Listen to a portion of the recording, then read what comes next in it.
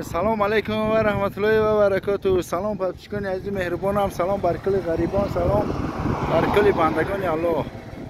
چقدر دنوار میبینید ما پریوال عینی ده ماشین من موف کندگی ویران شدگی بابت میتیانه بر ناحیه عینی روان هستیم در پریوال. یک ماشین ما ویران شدگی ولی خدا خواهد برای مقصد خدا خواهد راه ما دوام میده.